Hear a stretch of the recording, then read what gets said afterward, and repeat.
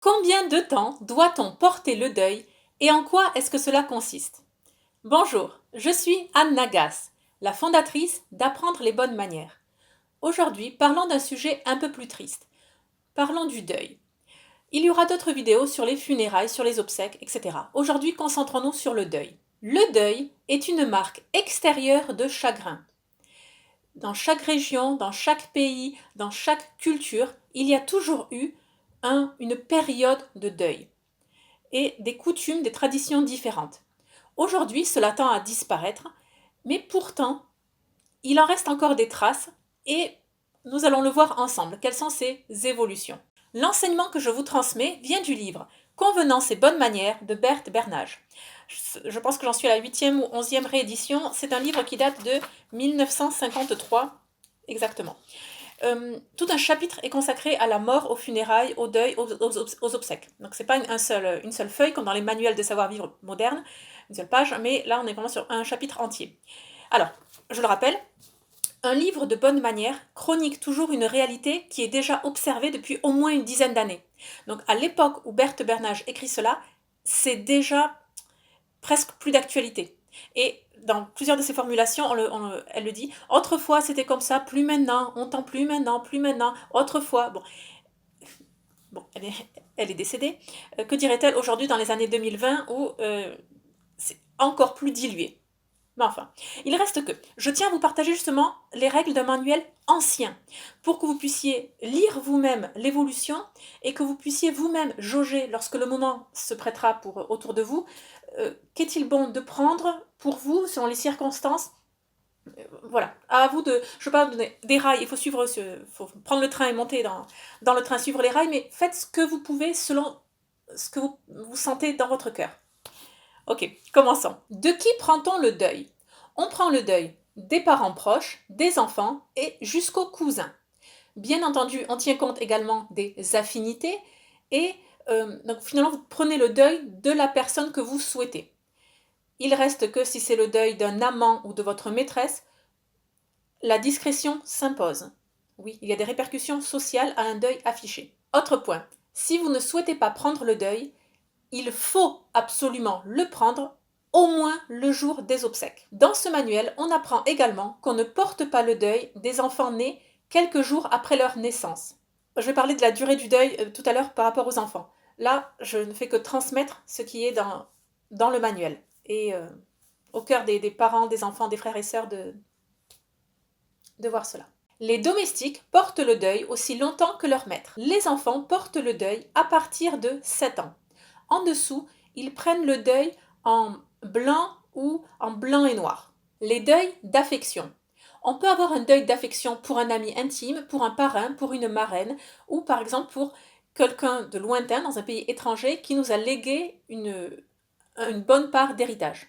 Dans ce cas-là, il est même dit, il est convenable de porter un deuil durant plusieurs semaines, si vous êtes l'héritier désigné. Les femmes séparées portent le deuil comme des veuves. Concernant les jeunes mariés, si un marié entre dans une famille qui est en deuil, il va également porter le deuil durant plusieurs mois. C'est valable pour les hommes comme pour les femmes. Donc jeune marié ou lui ou elle. Le deuil officiel, ça c'est si le souverain d'un pays meurt, un souverain ou un membre de la famille royale. À ce moment-là, les ambassadeurs portent le deuil et également les sujets, de façon très courte, au moins le jour des obsèques, bien entendu. Fait important, celui-ci est valable pour vous aussi dans les années 2020. On prend le deuil après les obsèques. Avant les obsèques, on s'habille d'une manière sombre, c'est tout. Mais donc, le deuil ne doit pas être prématuré. Ça se joue à 2-3 jours, mais vous comprenez bien. On prend le deuil après les obsèques, pas avant. Avant, vous êtes habillé de façon sombre, c'est tout. Combien de temps dure le deuil? Je vais vous reproduire le tableau, enfin vous le reproduire, vous le photographiez, vous l'aurez juste ici, en fonction des personnes. Le deuil, à vrai dire, se décompose en 3 phases. La phase du grand deuil, puis le deuil, puis le demi-deuil. Ça va jusqu'à 2 ou 3 ans. Berthe Bernage dit déjà à son époque, ce calendrier a été allégé d'un tiers. Bien entendu, tenez compte de votre situation, pas tant professionnelle que familiale, les usages de votre région, de votre village, dans la classe sociale dans laquelle vous vous situez, de votre appartenance à une église. Prenez en compte tout cela. Ce n'est pas un simple quadrillage où il faut remplir des cases. Vous le voyez en exemple pour une veuve. 2 ans de deuil après donc la mort de son mari. Une femme, durant une année, est dans le grand deuil. Durant 9 mois, dans le deuil et durant les 3 derniers mois, dans le demi-deuil.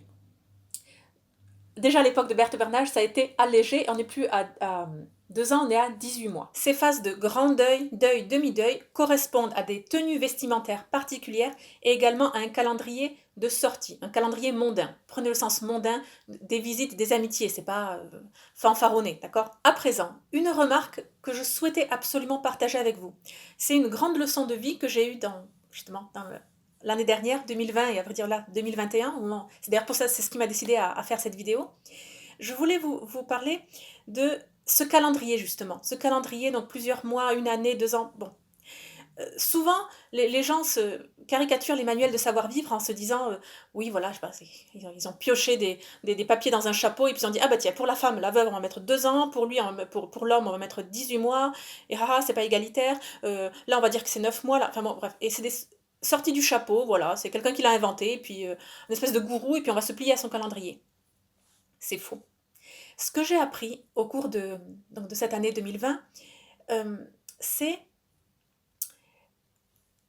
que ce ne sont pas des chiffres sortis du chapeau, c'est du bon sens. Ce calendrier a reproduit les besoins réels des gens, les besoins observables. Oui, réellement, ça prend du temps de faire le deuil. Ce n'est pas parce que 9 mois, ça peut être 8 mois pour certains, 10 mois pour d'autres, mais c'est en moyenne 9 mois, par exemple, c'est le temps dont on a besoin pour faire le deuil d'un frère, d'un cousin, d'un père, etc. Qu'on se le dise bien, toutes les personnes qu'on a perdues autour de nous, on n'a pas toujours eu des relations faciles, d'accord? Ça, ce serait dans un monde idéal. La plupart du temps, on a quand même un passif avec la personne.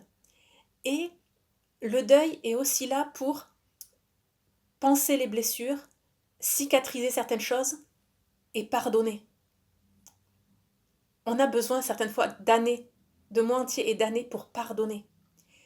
Ce n'est pas facile, c'est un chemin extrêmement long, et en plus quand il est porté par la prière, mais voilà, c'est ce que je souhaitais vous dire. Donc, à vous de voir, avoir votre propre calendrier, mais tout simplement, ce ne sont pas des chiffres sortis du chapeau, c'est du bon sens observé sur des générations et des milliers de personnes. Et cette lecture me fait totalement lire d'autres points, différemment d'autres points que je lis dans des manuels de savoir-vivre, où on se dit quelque chose est absurde, ou c'est trop compliqué, ou ça n'a fait pas de sens. À vrai dire, si ça fait sens, c'est l'expérience qui prouve que cela est nécessaire. Même si on ne le comprend pas avec nos yeux, nos regards des années 2020, à vrai dire, c'est du bon sens. Et ce calendrier du deuil est véridique. Écoutez, même une mère qui perd son enfant, quel calendrier? 3 ans suffira.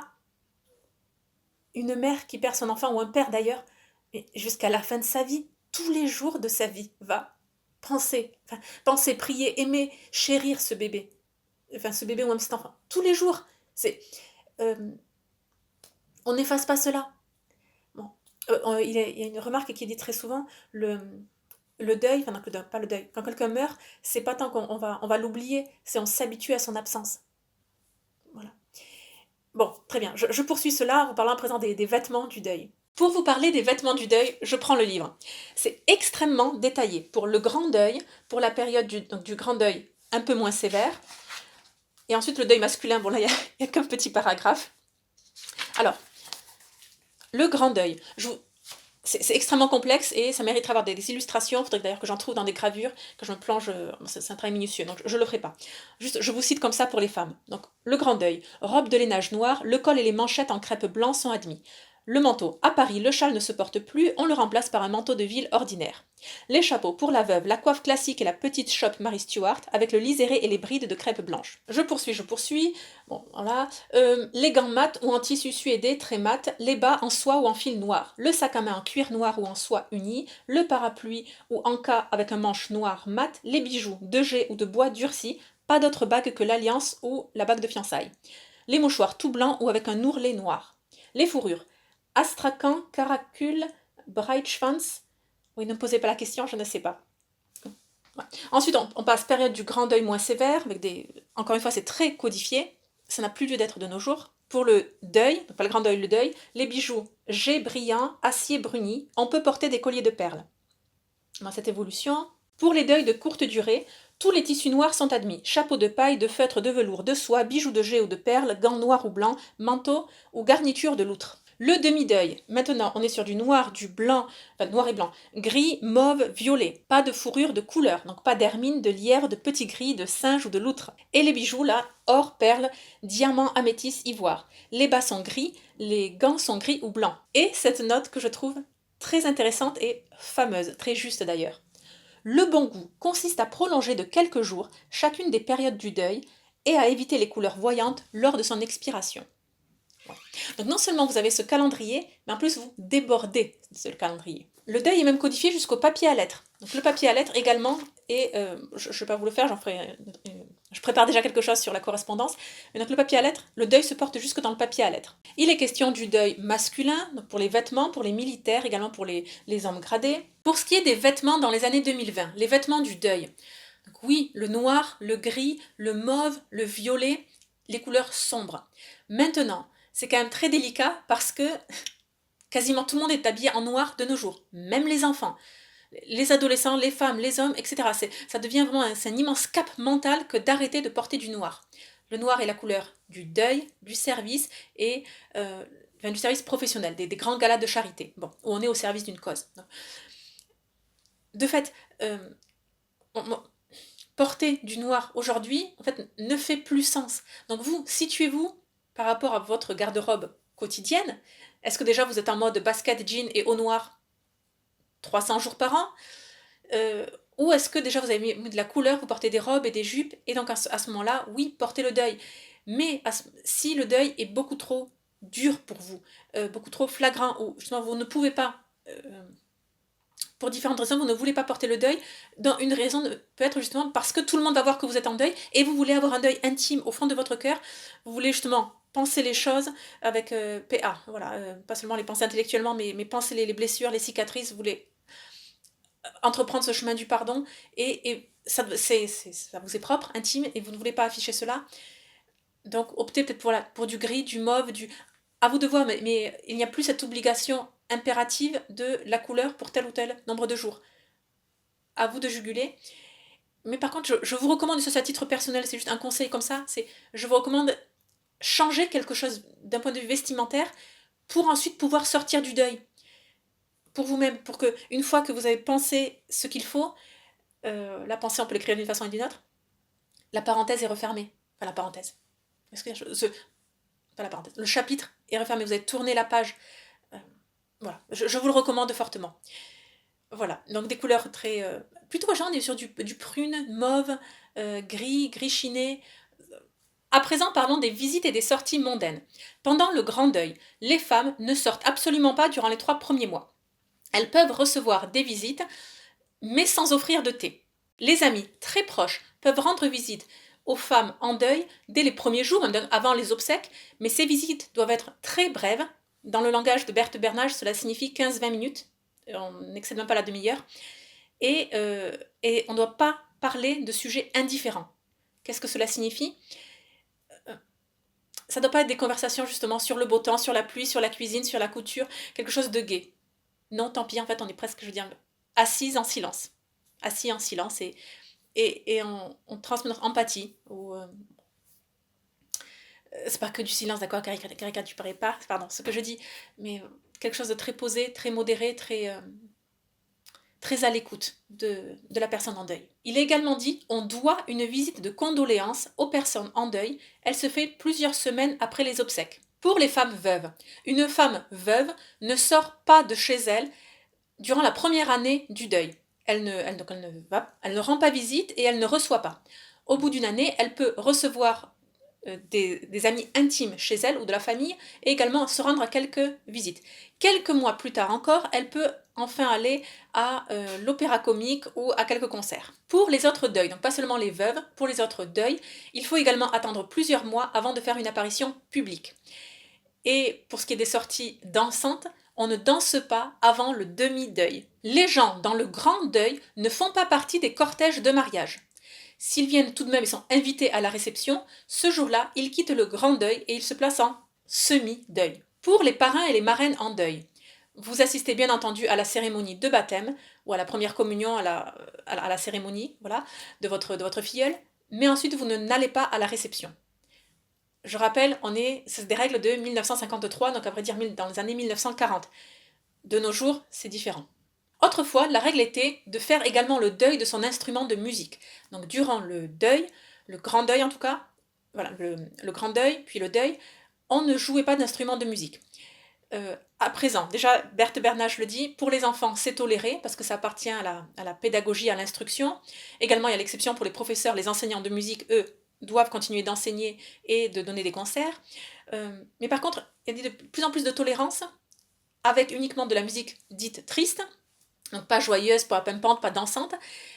Pourquoi? En vertu de la musique est un art presque spirituel. Enfin, dans le genre de musique classique dont on parle, oui, c'est spirituel, c'est une élévation vers Dieu et ça panse les blessures, ça cicatrise, ça aide à s'élever, ça aide à faire son deuil. Donc voilà. Donc finalement, voilà, même Berthe Bernage admet cela. Pour les femmes qui travaillent, oui. Dans le livre, on les appelle les femmes occupées. C'est un travail professionnel, c'est joliment dit, en tout cas subtilement dit. Enfin, c'est pas qu'elles ne portent pas le deuil, mais l'obligation professionnelle annule le deuil. C'est-à-dire que devant leurs clientes, elles ne portent plus le deuil, elles le portent dans leur cœur et dans leur vie privée, mais pas dans leur vie professionnelle. Et donc, elles reprennent le travail dès le lendemain des obsèques. Pour les hommes, oui, les hommes écourtent leur deuil et recommencent une vie sociale et mondaine plus tôt que les femmes. Et là, qu'on se le dise aussi, c'est pas être quelque chose du machisme ou être sexiste ou les hommes, c'est voilà, les femmes, elles sont cadenassées, Non, c'est l'observation de faits réels de la nature humaine. On s'est aperçu qu'un homme intériorise plus et a besoin de moins de temps pour vivre son deuil. Le deuil qui est le chagrin extérieur, la marque extérieure du chagrin. Ce qu'il a dans le fond de son cœur, personne ne le sait. Mais extérieurement, son deuil est écourté. Et cela fait sens selon la nature humaine. Encore une fois, ce n'est pas quelque chose de sévère, on va condamner les femmes pendant 3 ans, et puis les hommes, en 6 mois, ils sont tirés d'affaire. Bien, voilà. Cette vidéo est un petit peu longue, je vais couper ce que je peux au montage. Il y en aura d'autres également sur le sujet, parce que ça me tient à cœur, et puis surtout c'est extrêmement intéressant de voir la chronologie et l'historique que nous avons. Je vous invite donc à vous abonner à la chaîne YouTube pour ne rien manquer. Également, abonnez-vous à la newsletter du jeudi. C'est un moyen particulier que nous avons pour cette communauté d'apprendre les bonnes manières. J'espère que cette vidéo vous a plu. On se retrouve très prochainement. Et surtout, n'oubliez pas, la bienséance fait la différence.